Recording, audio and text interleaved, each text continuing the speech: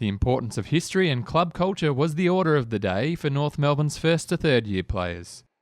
Shinboner of the Century Glenn Archer and dual premiership coach Denis Pagan returned to Arden Street to discuss the Shinboner Spirit alongside club legend Anthony Stevens.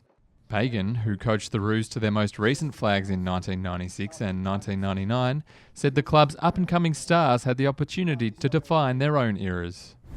And if you're going to have a good culture at your football club, there's got to be a real unity and a real togetherness. And you guys, whether you like it or not, are the future of the North Melbourne Football Club. You can make it or break it by your own actions and the way you go about it. You know, we talk about what is culture. Ryan said environment. It is environment, but it's the people around you that create that environment. If I could use one word, it's respect. If you've got respect for yourself and respect for the people around you, you'll go a long way to actually building a really good culture. I don't know a lot of the boys in here, but I've seen a lot of you play, and I think, gee, it's exciting for the Kangaroos. But how many blokes can honestly say they're in complete control of their destiny and they're going to be able to contribute to the culture of the football club? How many blokes have really got it by the scruff of the neck and say, it's not going to defeat me?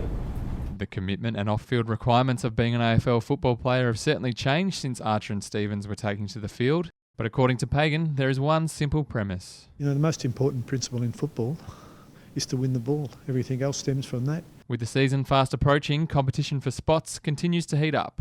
According to these club legends, that competitive spirit and desire to give absolutely everything would help drive the club's youngest crop of stars to the next level. Like even watching a video that came out from last week with Luke McDonald and Sean Higgins having a bit of a punch on out in the ground. Good. That's competitive. You want to win. So we were really lucky that we had real competitive animals, whether it was on the footy field or playing table tennis, basketball. Everyone wanted to kill each other. One thing everyone agrees on is that North fans are in for an exciting 2017. You sort of go into a season normally with a bit of an expectation, but I don't really have any expectations this year. One thing I do know is I've written on a piece of paper our best team, and if that team stays out there, they'll be more than competitive. The reality is you're on an AFL list on average for 3.5 years.